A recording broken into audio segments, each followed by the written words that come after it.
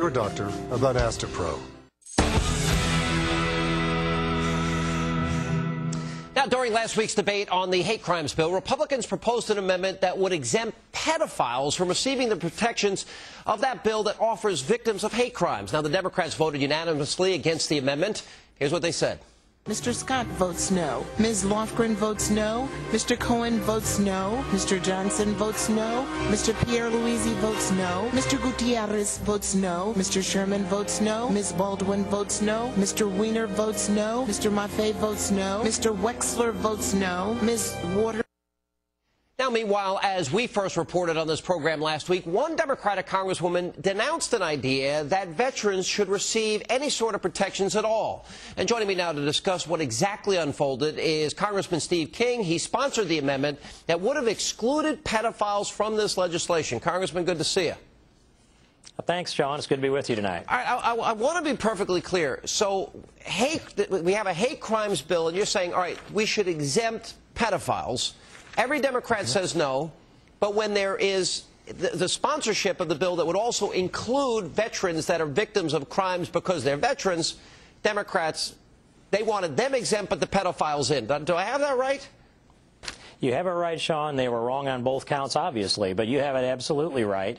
And on the top of that, the amendment that I offered to exempt pedophiles from a special protected status was after Tammy Baldwin, one of the lead sponsors on the bill, had argued that the sexual orientation special protected status in the bill only covered heterosexuals and homosexuals. So that doesn't include a pedophile, but she opposed the amendment anyway, as did all the Democrats, as you just showed tonight. All right, Congressman, I got to slow down here, because I don't think I got this right. So the Democrats voted to give special protected status to pedophiles in this bill. Yes. But when they had a chance to offer special protected status to veterans returning from Iraq, Afghanistan, and other wars, they said no. Tell me that that didn't happen in Washington. Tell me that I got this whole thing messed up and backwards. Sean, it's surreal. This is truly an Orwellian era here in the United States Congress, and that is exactly what happened. And we had Ms. Wasserman Schultz argued that we don't have veterans that are being discriminated against or under any kind of a threat. Yet Congressman Gohmert said that he had been spit upon as a soldier himself. And if I look back through the data, Foster Barton was a soldier home on leave, a wounded veteran with a Purple Heart, and he was attacked at a Toby Keith concert because he had a T-shirt on Operation Iraqi Freedom. Wow. It does happen, and if anybody needs protection, our soldiers should have it. What was their, help me out here, because I think I have common sense, which is, all too uncommon now. Help me out. What was their rationale for giving the special protection to the pedophiles but not the soldiers? What were they arguing in that case? Well, their argument was that soldiers aren't discriminated against, that they aren't under threat, which isn't true, of course. And then with the argument when I offered the pedophile amendment to exempt pedophiles from the special protected status, it was we don't need to do that because, after all, it will probably never happen. No one will ever really try to use this in that fashion.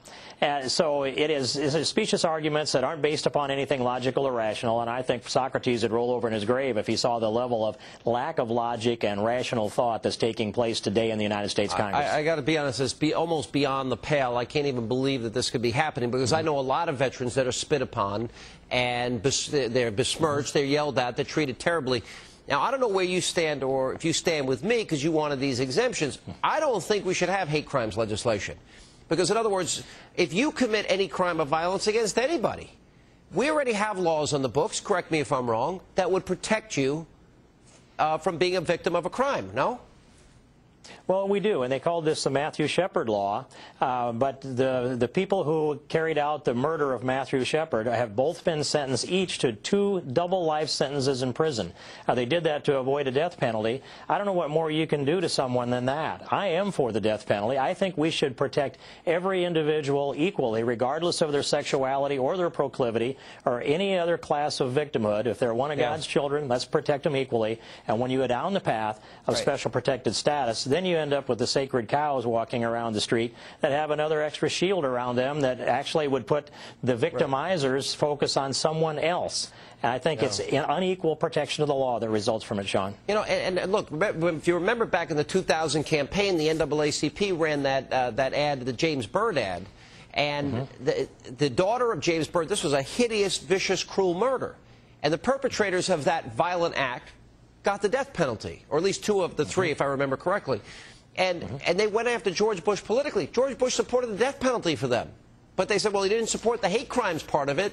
I'm like, you can't punish anybody more than the death penalty, which, by the way, I think was justified in that case. So I'm trying to understand, are we trying through hate crimes legislation to get into the thought process behind the crime instead of just punishing the actual crime and the actual act?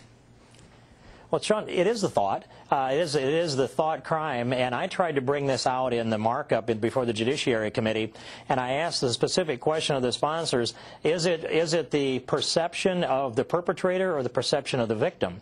And I got different answers, but truthfully, it's both. Now we're trying to, by law, define what was in the head of the victimizer and what's in the head of the victim, who is self-alleged with their particular proclivity and would be protected by law given the circumstances of the legislation that passed off the floor of the House of Representatives.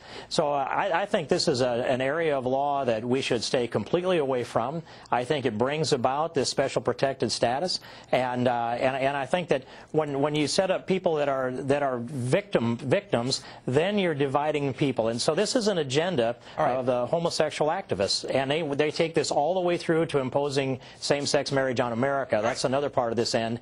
Public affirmation is the goal. We're running out of time. Is it safe to say that Democrats were willing to protect pedophiles but not offer the same protection to servicemen and women? Is that an accurate statement? Sean, it is a matter of congressional record. Absolutely true, beyond any doubt whatsoever. The recorded votes are there to prove just what you've said.